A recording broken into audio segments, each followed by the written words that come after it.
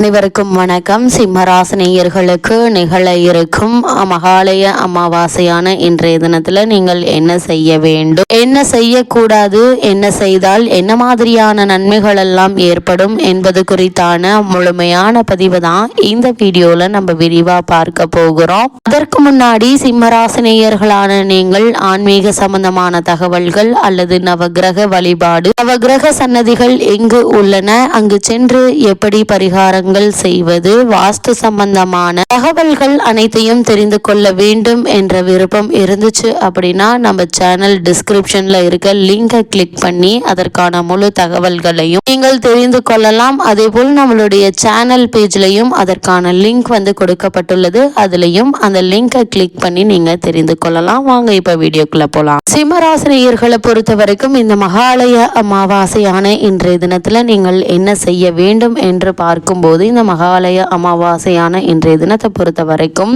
15 நாட்கள் வழிபாடா அமைஞ்சிருக்குதுங்க. அதாவது மகாலய பட்சம் அல்லது மகாலய அமாவாசை என்பது ஆவணி மாதம் பௌர்ணமிக்கு மறுநாள் பிரதமை திதியில் துவங்கி புரட்டாசி மாதம் பௌர்ணமிக்கு மறுநாள் பிரதமை திதியில் துவங்கி புரட்டாசி மாதம் அமாவாசை வரை நீடிக்கும் இந்த காலகட்டமே இந்த புரட்டாசி அமாவாசை அல்லது மகாலய அமாவாசை என்னப்படுதுங்க. இந்த மகாலய பட்சம் அப்படின்னா என்ன அப்படின்னா, மகாலயம் என்பது ஒன்று கூடுவது, பட்சம் என்பது 15 நாட்கள் இறந்த நம் முன்னோர்கள் பித்ருலோகத்திலிருந்து இந்த 15 நாட்கள் நம்மோடு தங்கும் காலமே இந்த மகாலய பட்ச காலகட்டம் ஆகுங்க. பித்ரு வழிபாடு இல்லற வாழ்க்கைக்கு பித்ருக்களின் ஆசீர்வாதங்களையும் கிடைக்க பெற்று சிறப்பளிக்க கூடியது என்பதால் நம் முன்னோர்கள் பின்பற்று வந்துள்ளது குறிப்பிடத்தக்கதா அமைஞ்சிருக்குது. இந்த மகாலய பட்சம் அல்லது இந்த மகாலய அமாவாசை பித்ருக்களை நாம் அவமதிப்பதால் அல்லது அவர்களை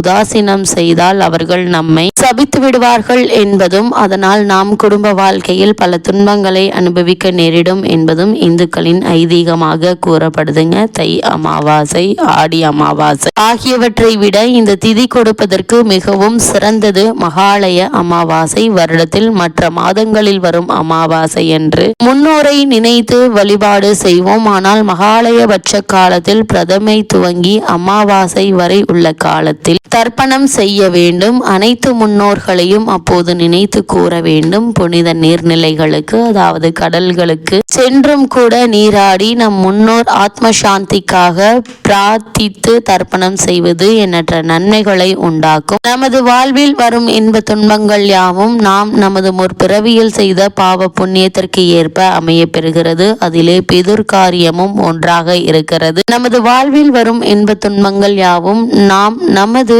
முற்பிறவியில் செய்த பாவ புண்ணியத்திற்கு ஏற்ப அமைய பெறுகிறது. அதிலே பிதுர் காரியமும் ஒன்றாகும். அதனை நாம் சிரமமாக பார்க்காமல் சிரத்தையுடன் செய்ய வேண்டும். அதை தவறினால் பிதுர்களின் கோபத்திற்கு ஆளாவோம் என ஜோதிட சாஸ்திரம் கூறுகிறது. இந்த 15 திதி நாட்களில் நாம் மூதாதையர்கள் இவ்வுலகை நீத்த நாளில் அவர்களுக்காக தர்ப்பணம் என்ற நேர்த்தார் கடனை நிறைவேற்றி மானசீகமாக அவர்களை நம் இல்லத்திற்கு வரவழைத்து சாதம் இட்டு அவர்களை உயிரோடு இருக்கும்போது அவரை பராமரித்த பாவனையில் நடந்து கொள்வது இந்த சம்பிரதாயத்தின் நோக்கமாக உள்ளது. ஒவ்வொரு அமாவாசை தினத்தன்றும் உச்சரிக்கப்படும் மந்திரங்கள் அவர்களுடைய ஆன்மா எல்லா புண்ணியம் அடைய இந்த அமாவாசை நாளில் இந்த தர்ப்பையோடு கலந்த நீரை அவர்களுக்காக அர்ப்பணிக்கிறேன் என்று பொருள். அது மட்டும் இல்லாமல் இந்த மகாலய அமாவாசையான இன்றைய தினத்துல யார் இந்த விரதத்தை மேற்கொள்ள வேண்டும் என்று பார்க்கும்போது, தந்தை இல்லாத அனைவரும் இந்த அமாவாசை வழிபாட்டை மேற்கொள்ள வேண்டும் என்கின்றது சாஸ்திரம். எனவே அவரவர் குடும்ப வழக்கப்படி இந்த வழிபாட்டை செய்ய வேண்டும். தந்தை இருக்கும் பட்சத்தில் அவர் இந்த வழிபாட்டை மேற்கொள்வார் என்பதால் மகன்கள் அதில் கூட இருந்தாலே போதுமானது. ஏன் இந்த மகாலய அமாவாசை இவ்வளவு முக்கியமானதாக கருதப்படுது? சிம்மராசினியர்களை பொறுத்த வரைக்கும் ஓராண்டின் 12 அமாவாசை திதிகள் வரும். அவற்றில் மிக முக்கியமானது இந்த மகாலய அமாவாசை. ஏனென்றால் நம் முன்னோர்கள் பித்ருலோகம் எனப்படும் தென்புலத்தில் இருப்பார்கள். அங்கிருந்து நாம் ஒவ்வொரு அமாவாசைக்கும் தர்ப்பணம் மூலம் அளிக்கும் நெல் மற்றும் நீரினை ஏற்று திருப்தி கொள்வார்கள் என்பது ஐதீகம். இந்த நாளில் நாம் அவர்களை நினைத்து வழிபடுவதைக் கண்டு அவர்கள் மகிழ்ந்து நமக்கு நல் ஆசை வழங்குவார்கள் என்பது நம்பிக்கை. எனவே மகாலய புண்ணிய காலமான மகாலயபட்சம் 15 நாட்களும் நம் முன்னோர்களுக்கு தர்ப்பணம் தந்து வழிபட வேண்டும். ஆனால் அனைவருக்கும் அது சாத்தியம் இல்லை. எனவே மகாலய அமாவாசை என்று தவறாமல் தர்ப்பணம் தர வேண்டும். அப்படி செய்தால் ஆண்டு முழுவதும் அமாவாசை நாளில் தர்ப்பணம் செய்தது வழிபட்ட பலன் கிடைக்கும் என்பது நம்பிக்கை. மகாலய அமாவாசை இந்த ஆண்டு அக்டோபர் மாதம் 2ஆம் தேதி அன்று வருகிறது.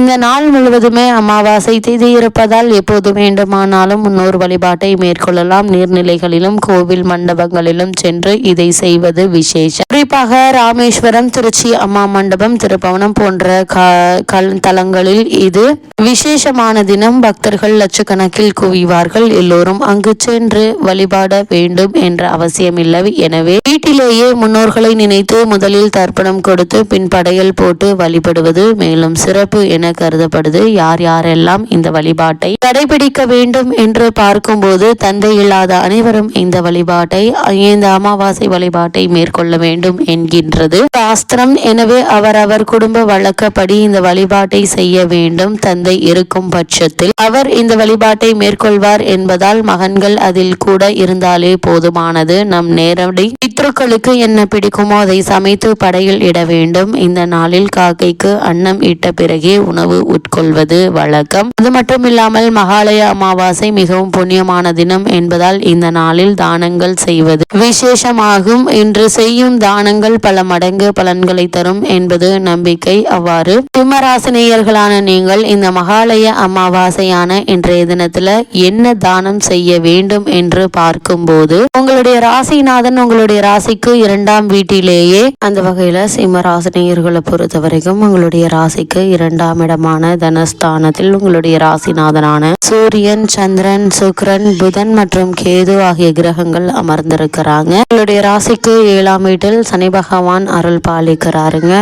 இவற்றால் உண்டாகும் நற்பலன்கள் அதிகரிக்க கோதுமை தானம் செய்வது மேலும் சிறப்புங்க. இந்த நாளில் ஆஞ்சநேயர் ஆலயம் சென்று வழிபாடு செய்வதும் மிகவும் சிறப்பான பலன்கள் தருங்க. மேலும் கருப்பு உளுந்து நல்லெண்ணெய் தானம் செய்வது மிகவும் சிறப்பு வாய்ந்த ஒரு பரிகாரமா அமையுது. இந்த மகாலய அமாவாசையான இன்றைய தினத்துல நீங்கள் இவற்றை தானம் செய்வதன் மூலமாக உங்களுடைய வாழ்வில் ஏற்பட்டு கொண்டிருக்கும் சுபகாரிய தடங்கல்கள், புத்திரபாக்கிய தோஷம், அது மட்டுமில்லாமல் குடும்பத்தில் ஏற்பட்டு வரும் வாரிசு சம்பந்தமான பிரச்சனைகள், அதாவது பூர்வீக சொத்து சம்பந்தமான பிரச்சனைகள், தொழில் நஷ்டங்கள் அனைத்துமே நீங்கி நல்ல ஒரு முன்னேற்றம் ஏற்படுங்க. அது மட்டும் இல்லாம மகாலய அமாவாசையான இன்றைய தினத்துல நீங்கள் செய்யக்கூடிய இந்த எதிர்கடனும் தானமும் உங்களுக்கு மட்டும் இல்லாமல் உங்களுக்கு பின் வரக்கூடிய 7 சந்ததியினருக்கும் இந்த பலன்களை கொண்டு செல்லும் என்பது ஐதீகமாக இருக்குதுங்க. இதனால் எண்ணற்ற நன்மைகள் உங்களுடைய வாழ்வில் ஏற்படும் என்பதையும் கிரகநிலைகள் தெளிவாக உறுதியளிக்கிறது.